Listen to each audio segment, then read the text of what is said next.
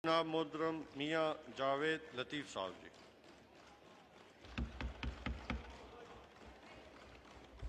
जी बिस्मिल्लाहिर्रहमानिर्रहीम। शुक्रिया जनाब चेयरमैन साहब। तीसरा बजट ये हुकूमत पेश कर रही है और जिस तरह वज़रा बात करते हैं दूध शहद की नहरें बहाने की, 3 सालों के अंदर इनको जो अदादो शुमार बनाकर बनाने वालों ने दिए और जो ये बता रहे हैं उसके बाद होना तो ये चाहिए था कि पाकिस्तान के अंदर रोटी, दाल, घी, शक्कर, अद्वियात, तालीम, एजुकेशन, ट्रांसपोर्ट, पेट्रोल, ये चीज़ें सस्ती नज़र आती। मियाँ साहब एक minute, order in the house please. तमाम ऑनरेबल मेंबरान से गुजारिश है कि वो अपनी अपनी सीटों पर तशरीफ रखें। जी लेडीज हमारी जो खड़ी हैं,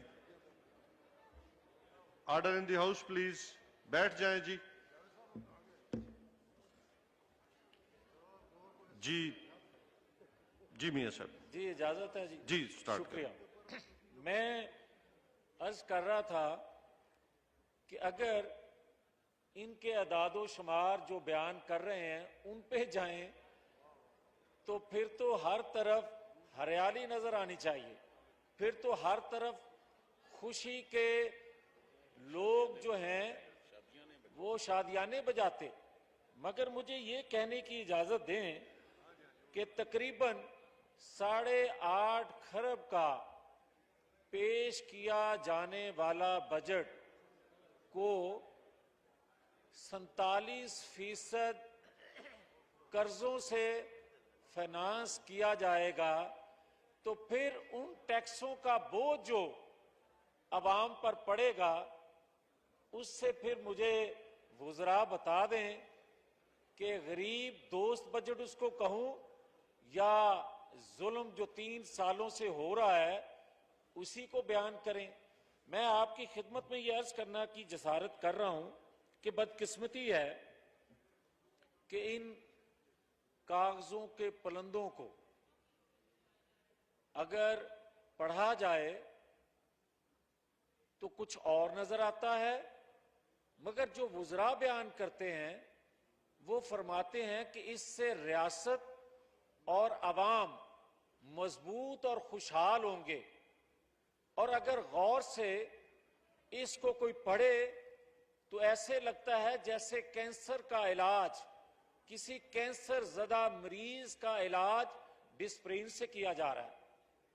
तो मैं आपसे ये कहने की जसारत कर रहा हूं, जो पाकिस्तान के अंदर असल जो बीमारी है, जब तक आप उसका इलाज नहीं करेंगे ये अदादो शुमार बयान किए जाते रहेंगे मगर पाकिस्तान के मसाइल हल नहीं होंगे। पाकिस्तान का मसला असल ये है कि पाकिस्तान के अंदर एक कानून है, एक आइन है, मगर 70 सालों में पाकिस्तान के आइन जब से बना न अमल हुआ न इसको किसी ने देखा। और यहां आलम यह है कि आए रोज किसी न किसी को गद्दारी का टाइटल लगा दिया जाता है। आज आलम यह है कि 70 सालों में आपने मादरे मिल्लत फातिमा जना को गद्दार कहा और 20 साल बाद एतराफ किया कि मादरे मिल्लत गद्दार नहीं थी। आपने जिस वजीर साहब की गुफ्तगू अभी सुनी उन्होंने ही कहा था मादरे मिल्लत को गद्दार। आप ये देखें कि आज हालत ये है कि पाकिस्तान के अंदर जुल्फकार अली भुट्टो को फांसी पे चढ़ाते हो और 15-20 साल बाद इतराफ करते हो कि जुल्फकार अली भुट्टो के साथ ज्यादती हुई, अदालती कत्ल हुआ। आप नवाज शरीफ को हाईजैकर बनाकर सजा देते हो और 10 साल बाद एतराफ करते हो कि ये सजा दी जाने वाली जो थी ये गलत थी, आप इतराफ कर लेते हो। ये सिलसिला कब तक जारी रहेगा कि आप कभी किसी को ठोक देते हो और किसी को स्मैश करने की धमकियां देते हो? आप ये बताओ कि पाकिस्तान के अंदर क्या हुब्बुल वतनी किसी की जागीर है? कोई सर्टिफिकेट देगा हमें? कायदे आजम मोहम्मद अली जिन्ना ने जनाबे स्पीकर हर पाकिस्तानी को हुब्बुल वतनी का सर्टिफिकेट दिया। आज हमें कोई नया सर्टिफिकेट लेने की जरूरत नहीं है। और एक दूसरी बात, मुझे ये कोई बताए कि आज मैंने जिक्र किया जब नवाज शरीफ का, जुल्फकार अली भुट्टो का, मादरे मिल्लत का जब मैंने ठोकने की बात की तो आप देखें लियाकत अली खान, आप जब बात करेंगे तो बेनजीर भुट्टो के कत्ल की, उनकी शहादत की, तो फिर मुझे ये कहने की इजाजत दें कि आज मरियम नवाज शरीफ के कमरे में रात गए बगैर इजाजत के दाखिल होना पाकिस्तान की आजादी है या गुलामी है? आज कोई ये बताए कि मैं नहीं बताना चाहता, कोई जरूरत नहीं है कि जेल में सलूक क्या होता है, मुंतखब लोगों के साथ जेलों में होता क्या है। ये कोई नई कहानी नहीं है जो मैं सुनाऊं तो किसी को समझ आए, मगर ये रिक्वेस्ट जरूर करूंगा कि इस हाउस में बैठे लोगों से, वो इस साइड से हो या इस साइड से, कि आए एक दफा आइन की ताकत को आजमाएं, आइन की ताकत को आजमाएं, पिसे हुए लोगों की ताकत को आजमाएं, जो हम हमेशा इंतखाबात में उनसे वादा करके आते हैं।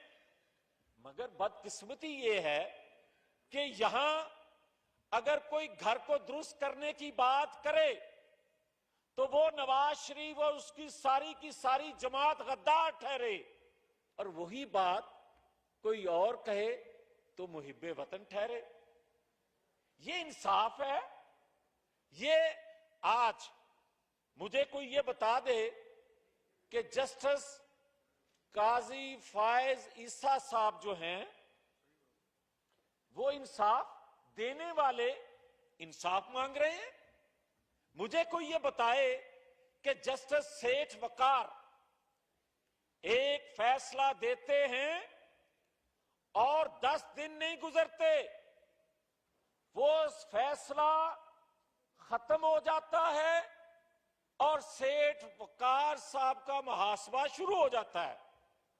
वो तो 10 दिन लगे, आइन तोड़ने वाले को उस सजा को खत्म करते हुए 10 दिन लगे, मगर जुल्फकार अली भुट्टो नवाज शरीफ को 10-10, 20-20 साल लगा दिए कि ये फैसला गलत था।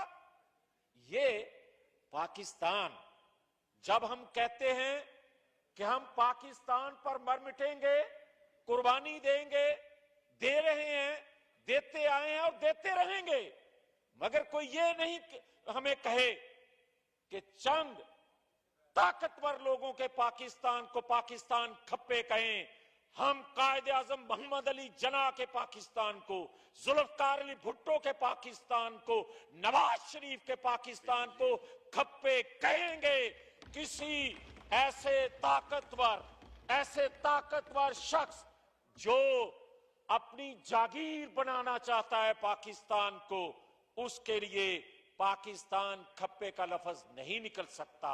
इसलिए कि मेरे नाना दादा ने पाकिस्तान बनाने के लिए, पाकिस्तान के लिए हिजरत करके आने वालों को तहफ़्फ़ुज़ देने के लिए उन्होंने अपने बदन को छलनी करवाया, मगर ये कहा बट के रहेगा हिंदुस्तान, बन के रहेगा पाकिस्तान। पाकिस्तान का मतलब क्या? हम वो पाकिस्तान चाहते हैं। हम वो पाकिस्तान बनाएंगे और ये पाकिस्तान अब बन के रहेगा जिस मकसद के लिए ये पाकिस्तान बनाया गया था। मगर अगर कोई हमें ये बात कहे कि जनाब साकिब निसार साहब का भी फैसला दुरुस्त है, अगर कोई हमें ये कहे कि अरशद मलिक जज का भी फैसला दुरुस्त है, और 20 साल बाद हम ये कहें कि ये फैसले गलत थे। चेयरमैन साहब, अब बहुत देर हो गई, अब हमने बहुत कुछ गंवा चुके हैं।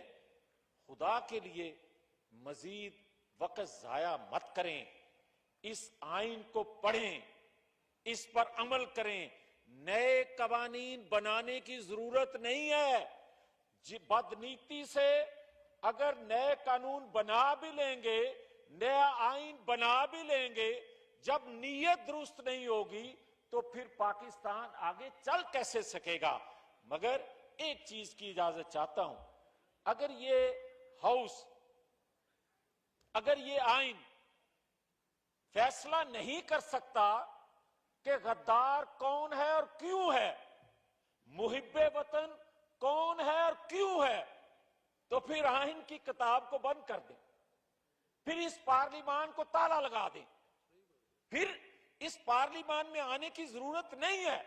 फिर जो हम वादा करते हैं लोगों से, अवाम से, तो फिर उनको जवाब दे दें कि हम बेबस हैं।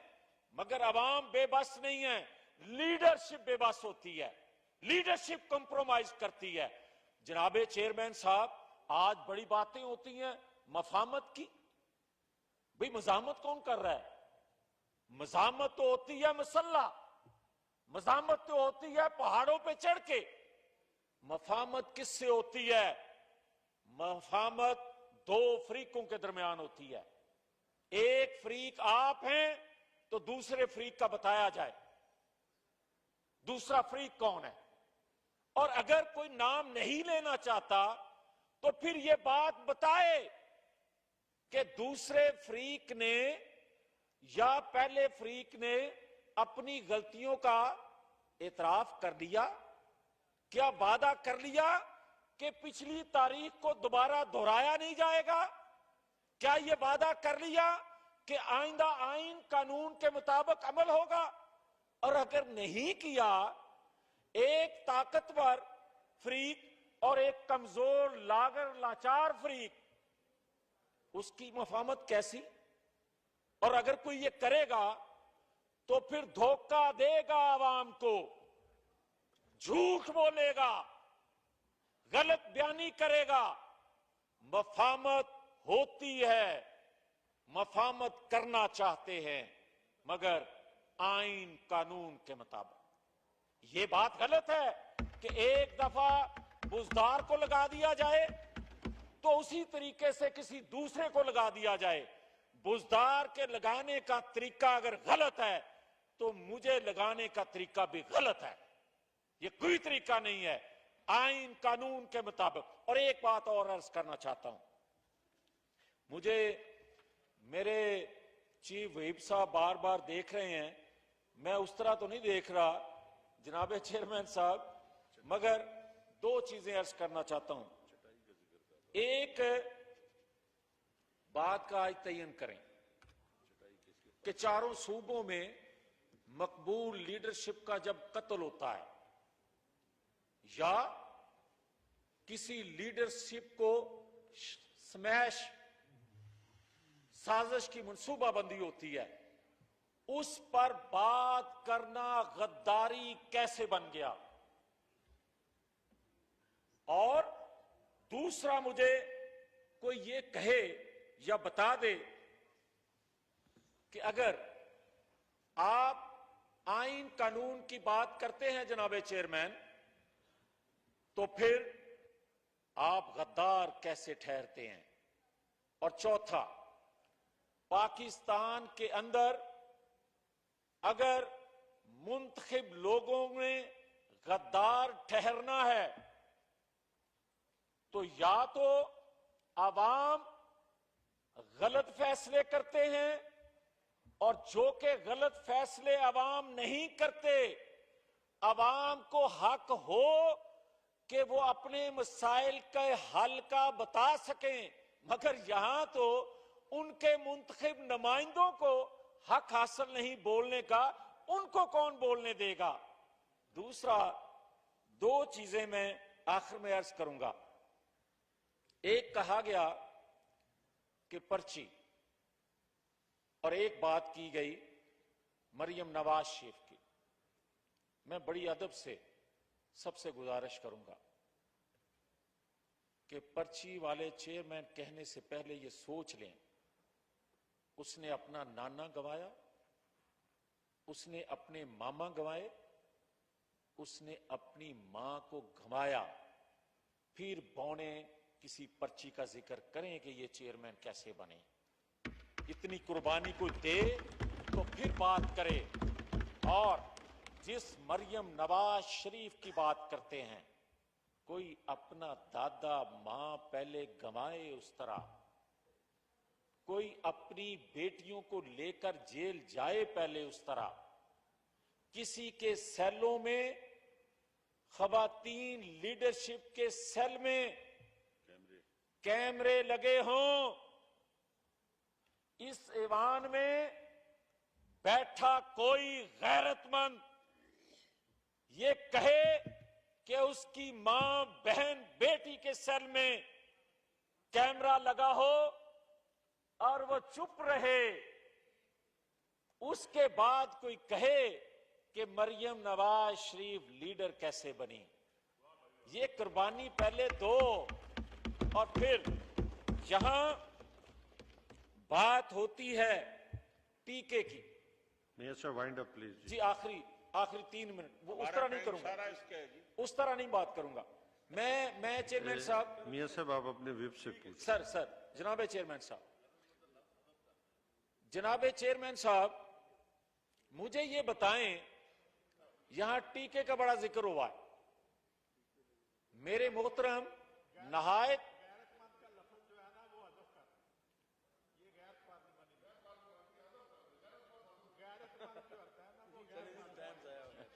अच्छा, जिस तरह चौधरी बरजीत साहब कहते हैं जी मैं तो तैयार हाँ, उस तरह ही कर दो प्लीज।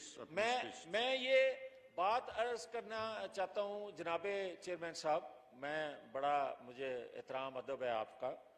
मैं ये अर्ज करता हूं कि यहां टीके की बड़ी बात की गई। इमरान खान साहब ने फरमाया कि जब मुझे इंजेक्शन लगाया गया तो मुझे अस्पताल का स्टाफ जो था वो हूरें नजर आ रही थी। मगर खुदा का खौफ करें, आपने तो 3 साल इस कौम को जो टीके लगाए हैं, इस कौम को दुनिया जो है वो दोजख नजर आ रही है। आप बात करते हैं चटाई की। मैं किसी तफसील में जाए बगैर सिर्फ इतना अपने वजीर साहब की खिदमत में अर्ज करूंगा कि सामने और पीछे चटाई बिछाने का तजर्बा रखने वाले बहुत हैं, उनसे सीख लें चटाई कैसे बिछाई जाती है। शुक्रिया। थैंक यू जी मुहतरमा जरताज गुल साहिबा जी।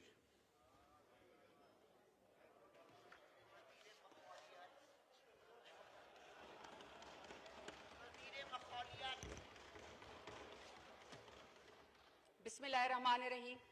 बहुत शुक्रिया चेयरमैन साहब। मेरी ख्वाहिश है कि आप मेरी बात सुने, क्योंकि मैं आपसे मुखातिब होंगी, पार्लियामेंट से मुखातिब होंगी, मैं अपने पाकिस्तानी अवाम से मुखातिब होंगी। मैं उनकी तरह किसी खलाई मखलूक और गोल गोल लोगों से जो है मैं मुखातिब नहीं होंगी। मैं अपनी बजट स्पीच से पहले चेयरमैन साहब एक कौमी इशू की तरफ तवज्जो दिलाना चाहती हूँ, और वो बड़ा जी order in the house please. Honourable